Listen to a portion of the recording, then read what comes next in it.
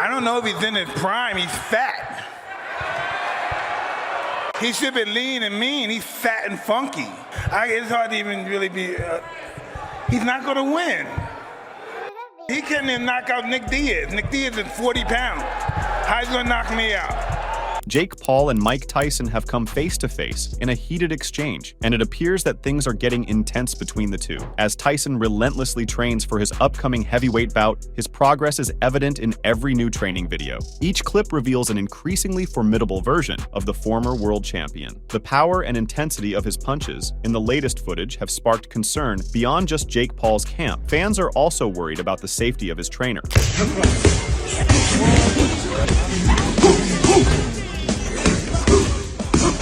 In recent months, Tyson has introduced the boxing community to the structure of his powerful training videos. They showcase his strengths with tightly edited, brief power spurts. Rafhael Cordo, Tyson's coach, finds himself on the receiving end of these viral beatings, enduring the full brunt of Tyson's punches. It's the last blow in the latest video that really shakes Cordo, prompting some fans to express worry about his well-being. One fan said, "Coach, are you okay? Mike Tyson doesn't miss a beat. Lightning speed. You all are an amazing team." Another added, "Good luck to his opponent. I hope he's ready because Tyson is a killer when the time comes. This feels like a man who had to go back to who he really is, and all I can say is watch out, Jake. It might be lights out fast. If he can survive the first round, he might have a chance as Mike is in his late 50s, but I doubt it will last. Tyson will be on a mission." Hailing from Brazil, Rafhael Cordo's roots are deeply embedded in the world of mixed martial arts. Renowned for sculpting UFC titans, like Anderson Silva and Mauricio Rua, he clinched the coveted MMA Coach of the Year accolades in both 2012 and 2016.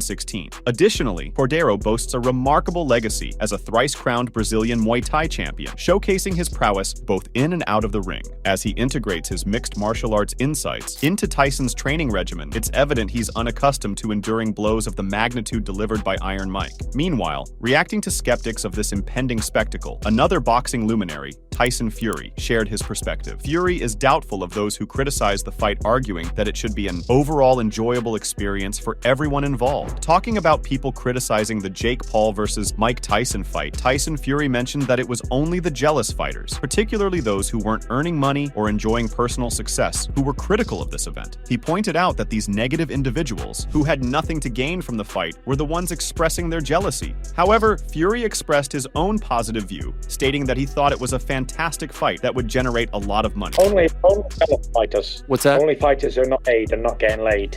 So they're the fighters who are jealous. People, negative people who are not making any money and are not set to gain anything from this fight, between Jake Paul and Mike Tyson. I think it's fantastic. I think this creating a lot of money. One for Texas, selling out all them tickets, and that means drinks, alcohol, food and beverage, everything for the local area. Big influx in dollars being spent in the local area. Fury highlighted the immense economic boon the marquee event would bring to Arlington, Texas, projecting significant revenue from ticket sales, food, and beverage purchases, along with substantial influencer spending in the local area. Additionally, the British boxing icon acknowledged the advantageous impact the fight would have on both Mike Tyson's and Jake Paul's camps. Moreover, Fury added that both Mike Tyson's team and Jake Paul's team were benefiting from the fight, with many people being supported financially and rents being paid. He expressed confusion over the negativity surrounding the event, stating that he was thrilled about it and looking forward to seeing the legendary Mike Tyson back in the ring in his era, which he found fantastic.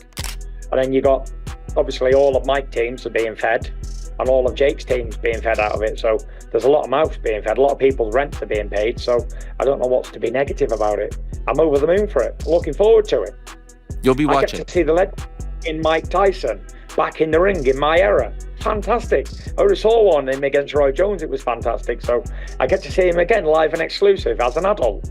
What a treat. Tyson Fury makes a valid point. The fight between Paul and Tyson has a lot of potential benefits, but there are also certain hazards to be aware of. The focal point of discussion revolving around the Paul Tyson bout centers on the staggering 30-year age contrast. At 27, Paul stands considerably younger than his counterpart Tyson, who clocks in at 57. This glaring age gap has stirred curiosity among fans and analysts alike, questioning the fairness of the match. Furthermore, pundits caution Tyson to tread carefully, considering the potential peril his age and inherent vulnerabilities pose. Dr. Stephen Hughes, a seasoned lecturer in medicine at Anglia Ruskin University, shed light on the looming risks of brain damage confronting Tyson. He elucidated that the formidable forces Tyson might encounter could precipitate the rupture of cerebral blood vessels. This latent concern would be further compounded by the advanced age of the boxing league's participants and their past struggles with alcoholism. Hughes explained, keeping fit protects against cardiovascular disease, and Tyson's exercise regime will benefit him greatly. However, the temptation to overdo it in the gym is always there. Extreme exercise can lead to cardiac fibrosis, scarring of the heart muscles, which over time may lead to heart failure or sometimes sudden passing. Worries over Tyson sustaining an injury are valid, yet he defies the norm for a 57-year-old. Tyson stands as a titan in boxing history, boasting unparalleled success and expertise. With an impressive record of 50 wins and 6 losses, the former undisputed heavyweight world champion undoubtedly approaches every match with meticulous preparation.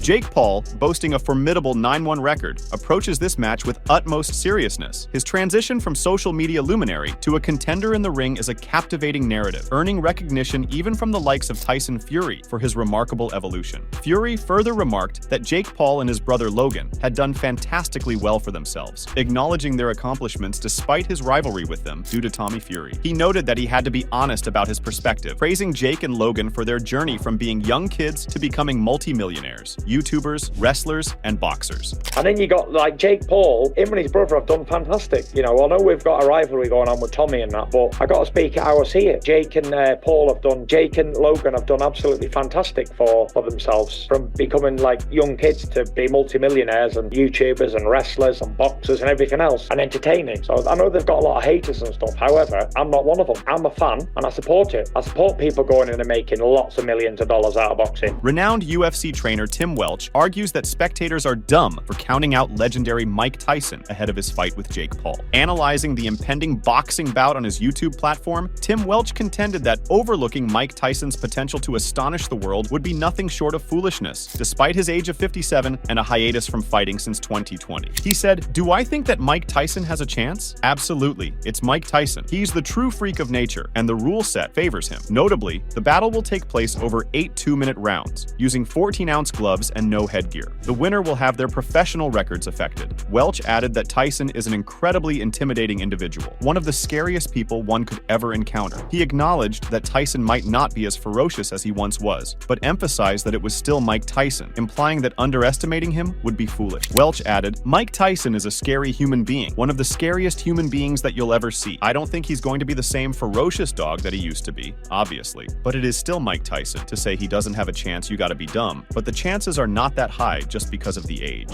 Welch, who corners UFC bantamweight champion Sean O'Malley, said Tyson will be most lethal in the first few rounds of the fight, but he worries about how soon his knockout power will fade. He explained, "I think early on he's going to be scary. He's going to come out there and be able to throw some power, but I bet you he can't train that hard, especially if he's not able to use that special sauce." Moreover, Welch noted that Tyson had mentioned at the press conference how sore he was and expressed a wish that he was joking about it. In contrast, Welch pointed out that Jake Paul was in the prime of his life. Welch added, "Even at 57 years old, your testosterone cannot be that high, especially the lifestyle Tyson has had. He's got to be beat down." He spoke at the press conference about how sore he is, and he wishes he was joking, whereas Jake Paul is in the prime of his life. Moreover, Welch thinks that neither fighter will win by highlight reel knockout, even though Jake Paul still has the physical advantages in this fight. Welch speculated that Jake probably wanted to put on some size, particularly around his neck, to better withstand Mike Tyson's power. He said, "Rumor is Jake Paul's walking around at 230. He's a big kid. He's probably wanted to put on a little bit of size on his neck so he can take Mike Tyson's power. I know all the old school guys are going to be like, are you kidding me? Mike Tyson's going to kill Jake Paul, but it's like, dude, we're creeping up on 60 years old." However, Welch believes that the social media celebrity will prevail on points in the end because he doesn't think Jake Paul can defeat the great boxing champion. Welch said he believed that Jake Paul would be able to stay composed, use his reach, and maintain enough speed and endurance to win by decision. He doubted that Jake would knock Tyson out. Welch said, "I think Jake Paul's going to stay tight enough and be long enough and be quick enough and be able to pace himself to get the job done by decision. I don't think Jake's going to knock him out. His head's too big, his neck's too big. I mean, I don't want to say never, but I think Jake Paul is going to win a decision." Nearly 8 out of every 10 individuals within the fighting community express a palpable disdain towards the impending clash between Tyson and Paul. Adding to the chorus of disapproval, UFC UFC lightweight contender, Renato Moicano, has taken aim at Netflix for their promotion of the bout, highlighting the significant 30-year age chasm between the two fighters. After winning the UFC Fight Pass Invitational 7, Moicano angrily criticized Netflix during the post-fight news conference and denounced the gimmick event. He said, "I think that's crazy, making no sense, but shame on Netflix to promote that. They don't have morals." The Brazilian was asked by a journalist if he was prepared for the kind of million-dollar boxing match that was going to take place. Moicano expressed strong criticism towards boxing, deeming it dull. While opinions on this matter may vary, the MMA fighter's assessment of Tyson versus Paul was astute, condemning Netflix's greed in the process. Now, if there was a script for the Mike Tyson versus Jake Paul promotion, it was flipped on Thursday. At last, the fighters removed their gloves, metaphorically that is, and began trading jabs rather than grins. 3 days following a lively confrontation hinting at suspicions of a staged bout, the atmosphere shifted markedly, fraught with tension and disagreement, as Tyson and Paul took the stage for a press briefing in Arlington, Texas. In contrast to the vibrant atmosphere of New York, where the kickoff press conference took place on Monday, the audience played a defining role as they greeted Paul with a chorus of boos and erupted into explicit chants directed at him. Put your hands together! The ultimate disruptor, the problem child, Jake El Gallo Paul!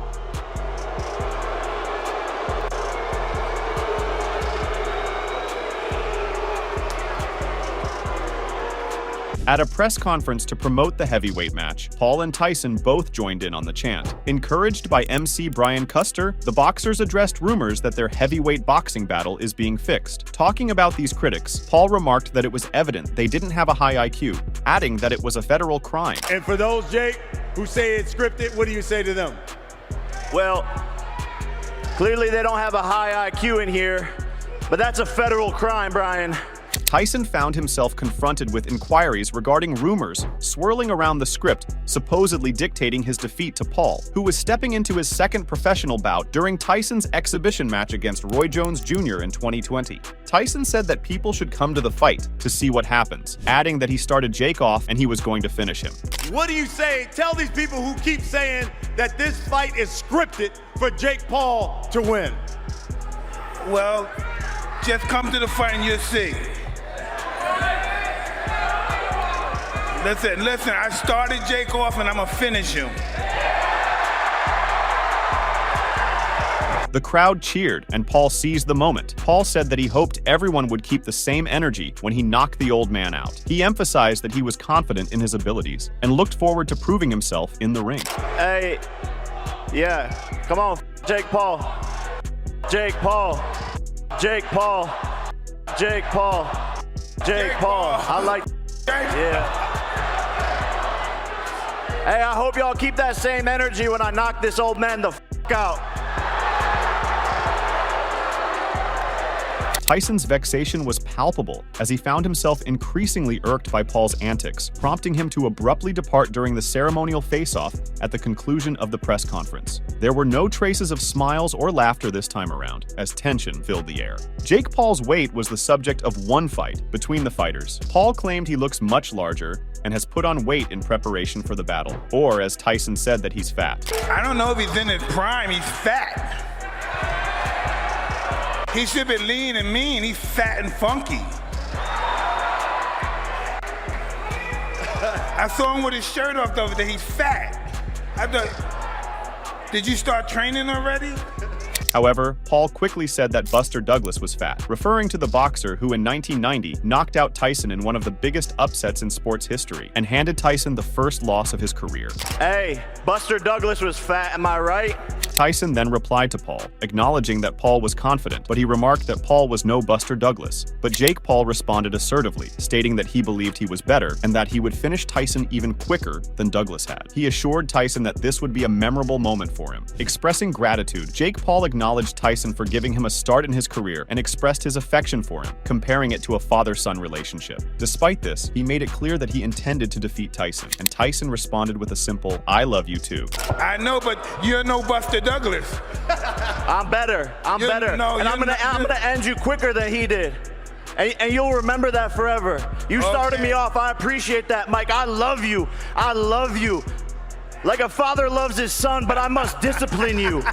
You're going down, old man. Okay, I love you too.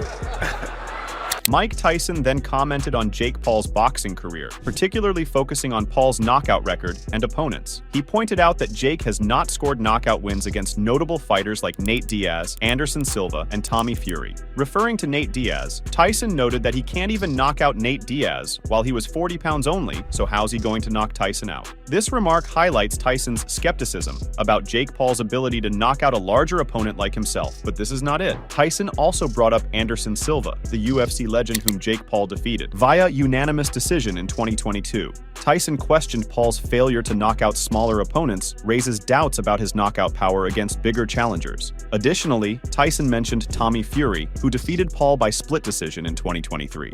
Mike Tyson pointed out that Jake never rocked out a real man, suggesting that his inability to knock out Fury, a professional boxer, raises doubts about his ability to face more seasoned opponents like himself. Mike Tyson's comments underscore a broader skepticism within the boxing community about Jake Paul's abilities and the quality of his opponents. While Paul has achieved 6 knockout wins, in his boxing career, Tyson's remarks indicate that some in the boxing world question the legitimacy of these victories against less experienced or smaller opponents.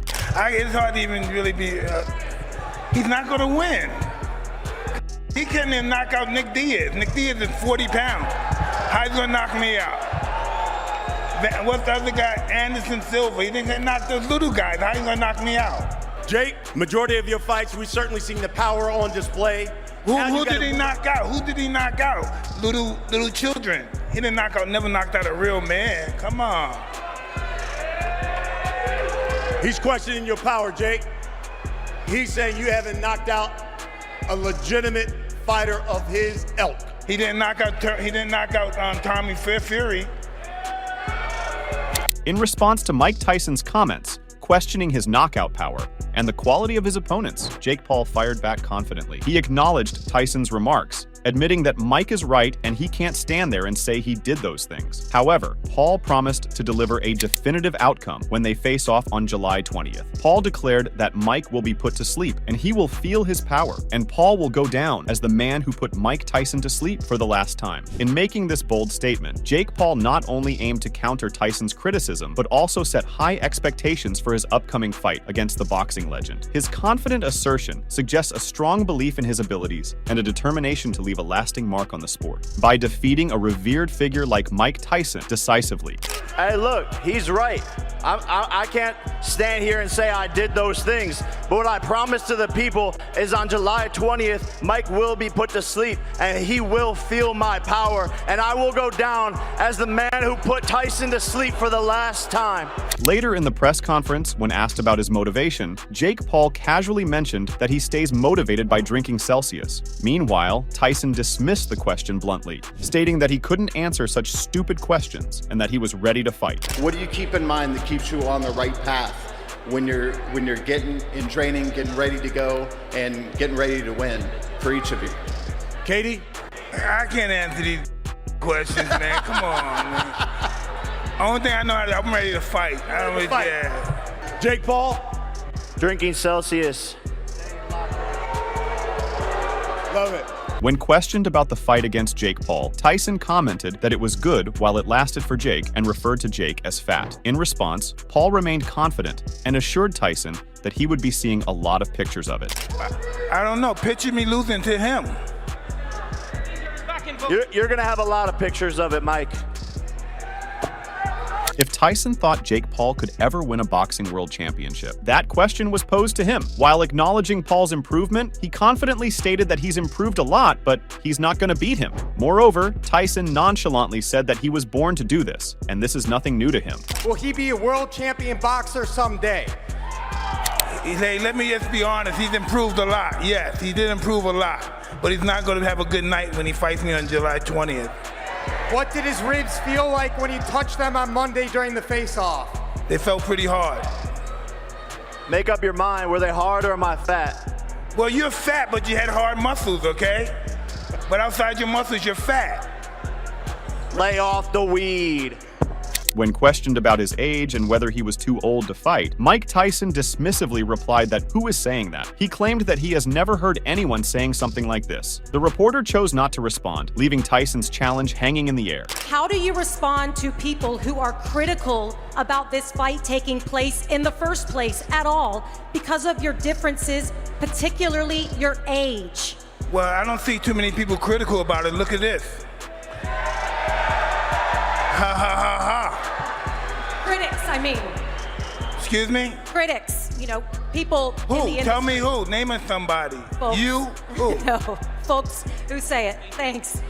Yeah, no, thanks. The fighters showed their preparation and resolve without a doubt as the meeting came to an end. In response to a question about which round he intends to finish Jake Paul, Tyson announced with confidence that he will end Jake in the first round with the first punch. I think everybody wants to know what round you're going to knock out Jake Paul in. As soon as he get hit, the first punch. During the same press conference, Mike Tyson startled a reporter. A journalist attempted to confront him about what he saw as his apparent contradictions between words and actions, which led to Jake Paul adeptly sidestepping the inquiry and inadvertently provoking a fiery response from Tyson. The reporter questioned when Jake Paul would actually fight a contender in his weight class instead of doing gimmick fights. Paul responded, suggesting that the reporter had just called Mike Tyson a gimmick. My question's for Jake.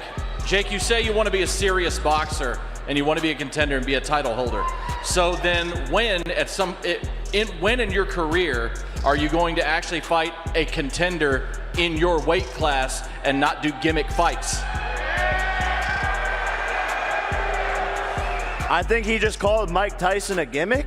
The reporter tried to clarify his words, expressing respect for Mike Tyson and acknowledging his age. He mentioned that Tyson is 58 years old, or will be at the time of the fight. Tyson didn't take it well, repeatedly asking the reporter what he had just called him. The reporter denied calling Tyson anything, his voice showing panic. Tyson's intimidating glare swiftly diffuses the tension, setting the stage for their upcoming match, where such confrontations are likely to re-emerge before they face off in the ring. Mike Tyson's 58 years old, or will be at the time of the fight, yes. So as will much you as I fight him? respect Mike Tyson Will you and fight his... him? What did you just call me again? I didn't call you anything. What did you call me? I didn't call you anything.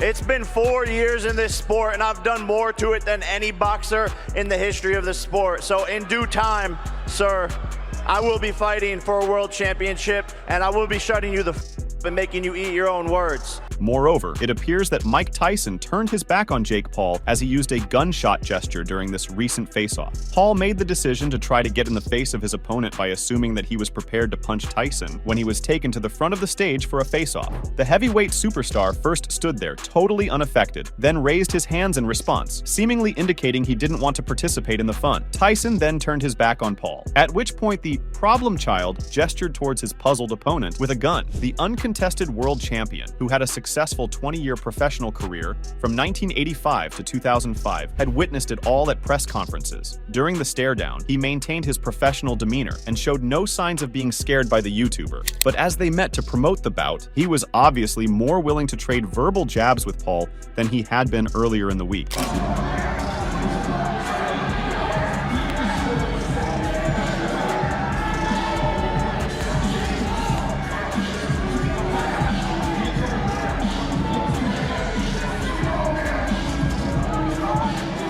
The ultimate disruptor, taking on the baddest man on the planet.